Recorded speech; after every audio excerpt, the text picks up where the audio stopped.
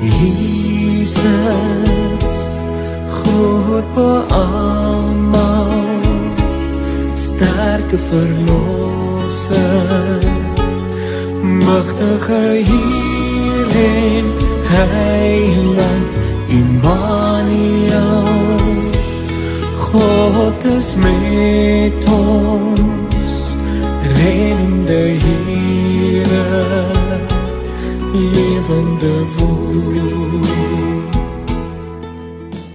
Goeiedag. Prof. Koenig het gister daarop gewys dat toe die Septuagint, die Griekse vertaling van die Hebreëse Ou Testament, ongeveer 200 jaar voor Jesus vertaal is, dit sleg gegaan het met Israel.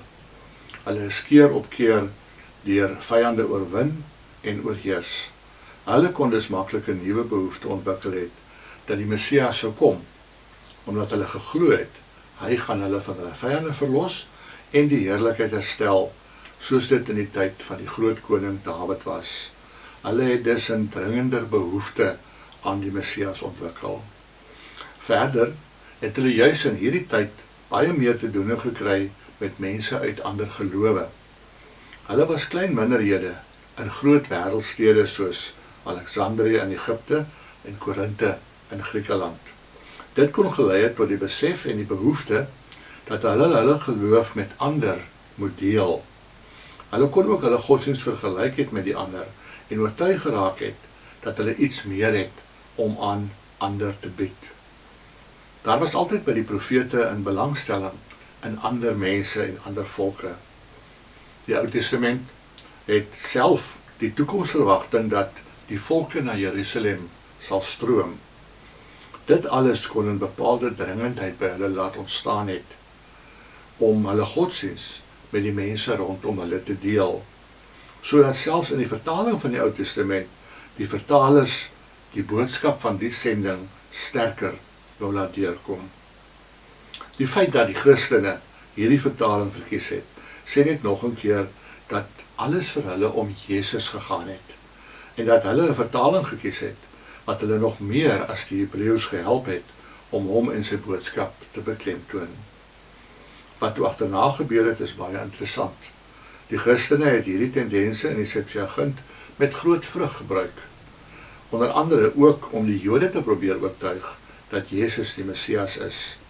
Immers, hulle het geglo, die Messias het in Jesus gekom, en hulle kon die Jode se eie vertaling gebruik om dit te ondersteun. Dit het beteken, die Joodse leiers het 'n reaksie teen hulle eie vertaling ontwikkel, so erg dat hulle dit later amptelik verwerp het. Maar die Christene het dankbaar daaraan vasgehou. Die Septuagint het tot in die tyd van die kerkhervorming die Ou Testament van die Christene gebly. Dis vir omtrent 1500 jaar. Eers die kerkhervormers het besluit om daarvan af te sien, en wel om redes wat nie almal so oortuigend was nie, en na die Hebreëse Ou Testament terug te gaan. Die Katolieke Kerk het tot vandag toe nog meer respek vir die Septuagint as die Protestante. Maar môre luister ons weer na wat Prof. Koenig gesê het oor die gesag van die Septuagint. Kom ons bid saam. Hemelse Vader, as ons al hierdie dinge van hoor, hoe die Bybel ontstaan het, dan is ons maar net dankbaar dat U die vroeë Christene gelei het en deur U Gees geïnspireer het om dit wat hulle in Jesus ontdek het aan die wêreld te vertel. Help vir ons om ook raak te sien dat hy die ware verlosser is, die Messias, in Jesus se naam. Amen.